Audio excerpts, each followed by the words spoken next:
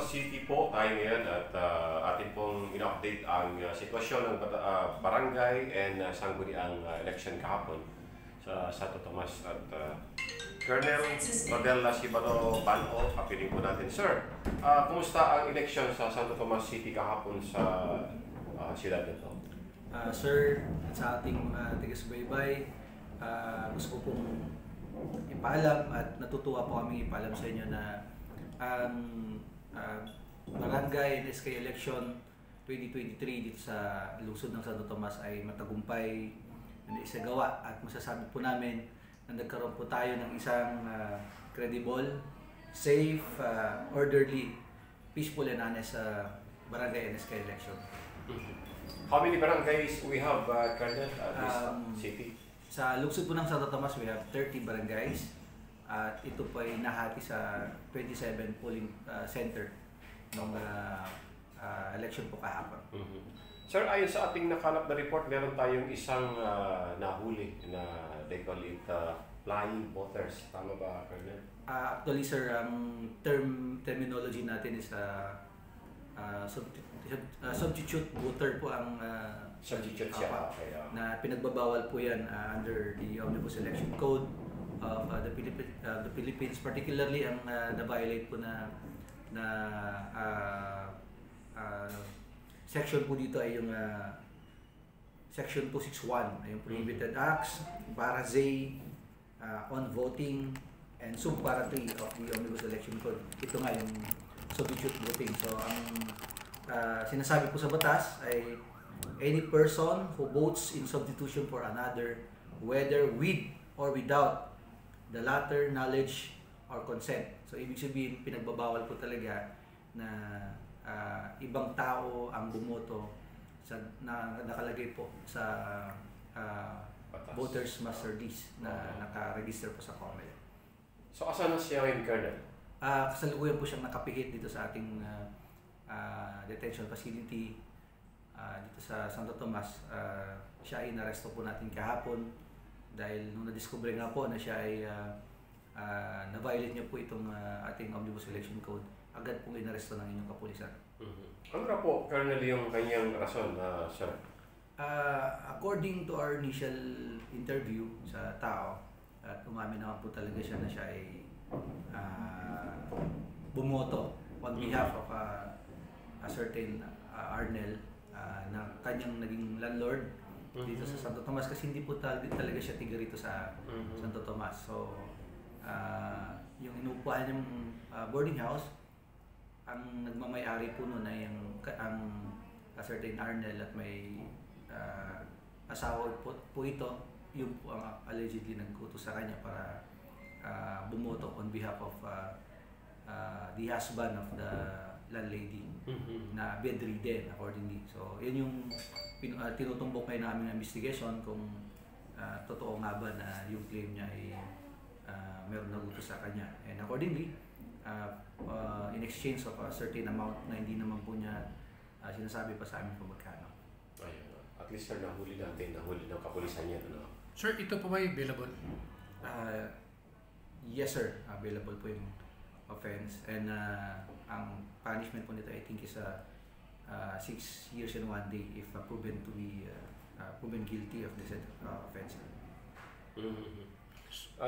Sir, masasabi natin yun lang yung related ano lang po ito, related na ginalaman sa BSK election. So far, sir, ito pa lang po yung on the day of the election. Pero may naging incident po tayo ng alleged violation of yung Omnibus Election Code. Ito yung pagtatanggal ng mga legal propaganda materials ng mga kandidato na isumbong din po sa atin.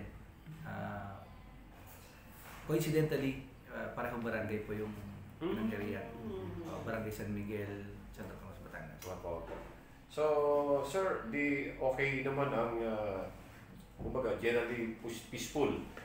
Yun lang naman yung isang problema na yan sa na-intercept ng PNP. Yes, sir. Actually, during our series of joint Peace and Security Council meeting dito sa Santo Tomas City, with of course spearheaded by the COMELEC.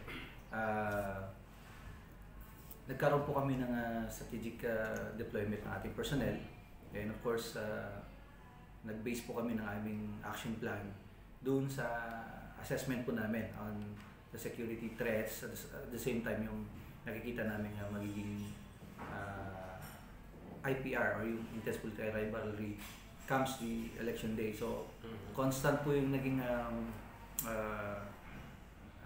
pag-assess po namin. So bago yung mismong election campaign, during the election campaign, and during the actual voting ay constant po yung naging pag-assess namin. Kaya po maganda po yung naging kinalabasan ng strategy natin. Of course, yung ating deployment ng security forces din. So, ang nangyari po dyan, sir, we endeavored zero violent incident, election-related violent incident. So, naging successful naman po. Although we have recorded election-related incident like this, wala po yung violence na i-record natin. So, that's good. Yes po. Naging successful ng ating strategy dito sa ating deployment ng barangay NSK election. Sir, sa naturang kaganapan, ano yung naging parang experience o challenges nung nakaraan? Nakuhang learning process ng mga kapulisan natin in terms of this kind of event?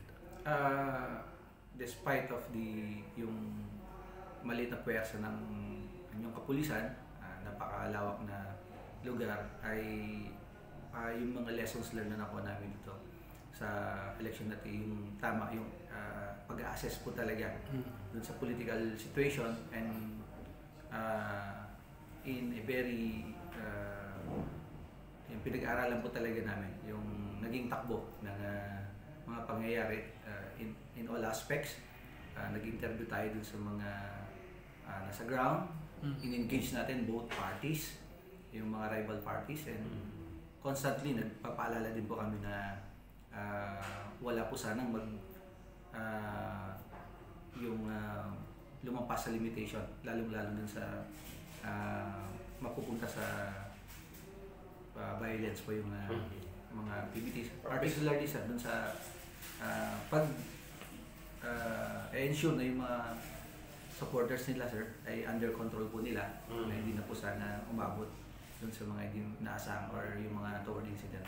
Yung isang factor po ba na yung magandang ugnayan ng pulis at saka ng komunidad, isang malaking factor din ito? Yes, sir, of course. Para sa akin, ito yung pinaka-basic na foundation ng magandang relationship ng community at ng kapulisan, yung trust and confidence. So, kaya po, nabanggit ko po kanina na lahat po ini-engage natin. Wala po, pinapakita po natin sa kanila talagang wala pong kinikilingan. So, we are just neutral, at ipapatupad po namin yung policy na simula naman po nung bago pa magkaroon ng election ay binaintindi namin.